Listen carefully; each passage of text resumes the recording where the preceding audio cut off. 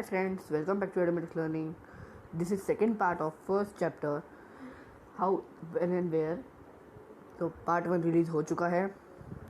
साथ ही में क्लास 8 की फिजिक्स का फर्स्ट चैप्टर यानी फोर्स एंड प्रेशर का भी पार्ट 1 रिलीज़ हो चुका है।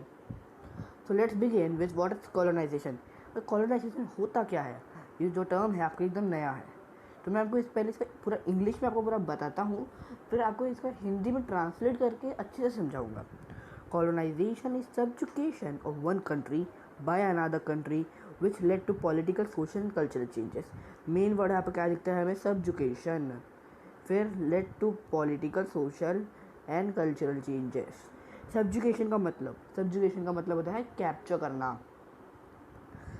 फिर पॉलिटिकल, सोशल, कल्चरल चेंजेस कैसे होंगे? कॉलोनाइजेशन इज मतलब जब one country captures another country which led to political, social and cultural changes. अगर आपको सब्जुकेशन वर्ड याद नहीं आ रहा तो आप कैप्चर भी लिख सकते हो, कैप्चर। तो यहाँ पे पॉलिटिक्स क्या होंगे? जब one country captures another country, तो एक कंट्री का जो पॉलिटिकल एरिया है, जो डोमिनेंस है, वो कम होगा, तो वैसे ही दूसरी कंट्री का एडअप होगा।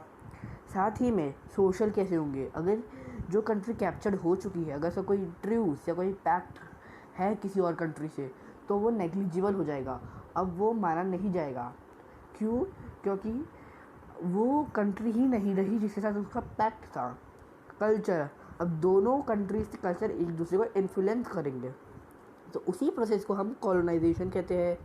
British rule in India is also regarded as colonial period. अब आप समझ ही गए होंगे क्यों, क्योंकि पॉलिटिकल कैसे आए चेंजेस, सोशल चेंजेस कैसे आए, और साथ ही में कल्चरल चेंजेस कैसे आए। तो in this period many raja and nawab were subjugated. Raja और नवाब सब्जुकेटेड बाय ब्रिटिश, यानी पॉलिटिकल चेंजेस। सोशल कैसे होंगे वो मैं आपको पहले ही बता चुका हूँ। एक कंट्री का किसी और से कोई ट्रूस, पैक्ट, फ्रेंडली टर्म्स, ऐसा कुछ भी होगा, वो सब अब नहीं माना जाएगा। फिर culture, many customs and tradition were bought from waste.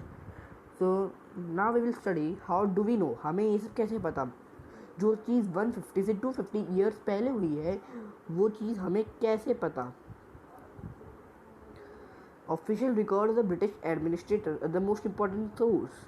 तो यहाँ पे सबसे ज़्यादा इंपॉर्टेंट सोर्स क्या मिलता है हमें? Official records. किनके? ब्रिटिश एडमिनिस्ट्रेटर्स के सबसे इम्पॉर्टेंट सोर्स है।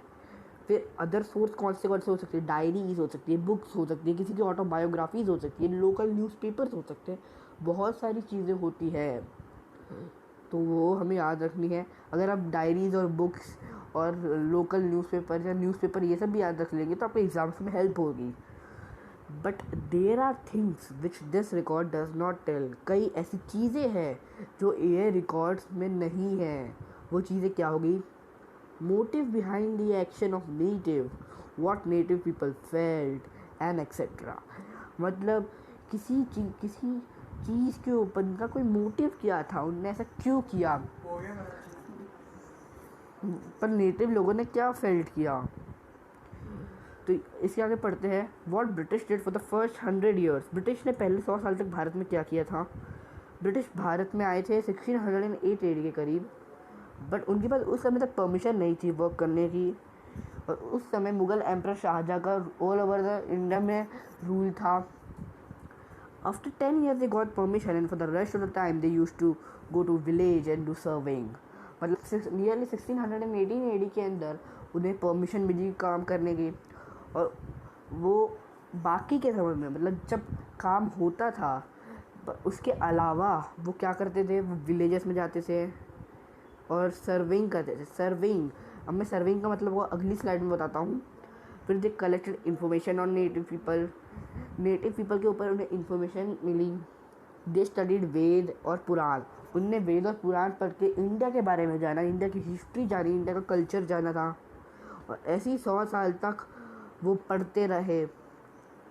तो वैसे ही उन्हें इन सब चीज़ों से इंडिया का पता लगा, और उन्हें एक और चीज़ पता लगी कि इंडियंस ऑल टुगेदर वैसे यूनाइटेड नहीं है, वो कास्ट सिस्टम के अंदर डिवाइडेड है।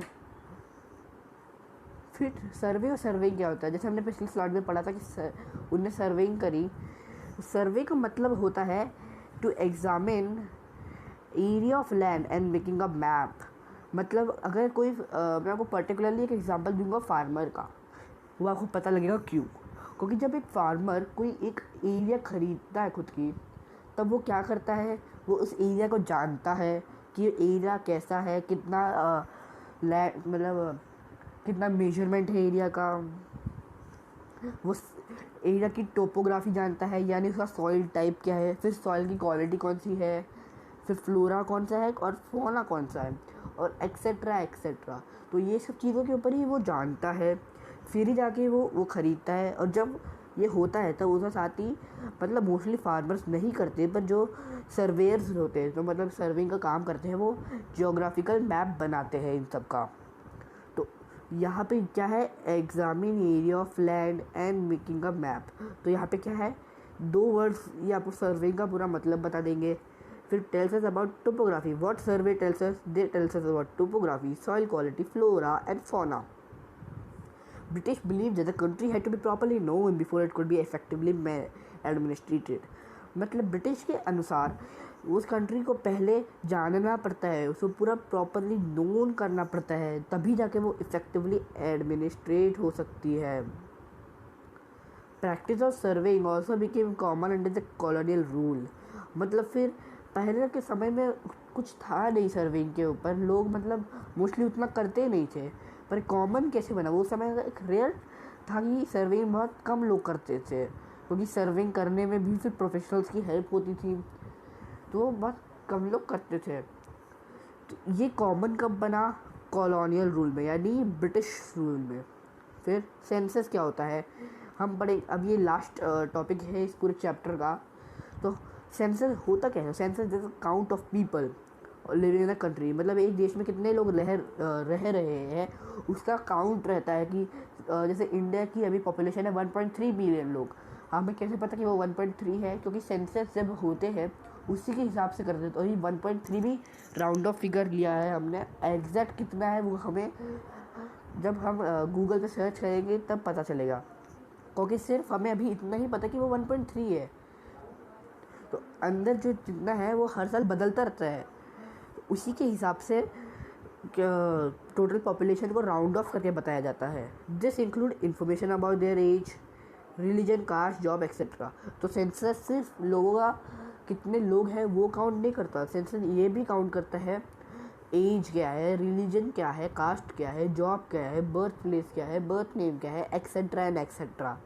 तो ये सब भी सेंसस में होता है। और सेंसस इंडियन इंडिपेंडेंस के बाद में चालू नहीं हुआ था, मतलब 1947 के बाद नहीं हुआ था, वो ऑलरेडी 19th सेंचुरी यानी 1800 से चालू हो चुका था लेना, और वो हर 10 साल में होता है। These census were very much important as they tell about the people of country। तो लोगों को, तो हमें कैसे पता चलता है देश के लोग के बारे में, सेंसस से ही। Thank you. तो अभी हमारा टॉपिक यहाँ पे पूरा ख़त्म होता है, full 1 chapter over. If you have any doubt please do comment, please do like, share and subscribe.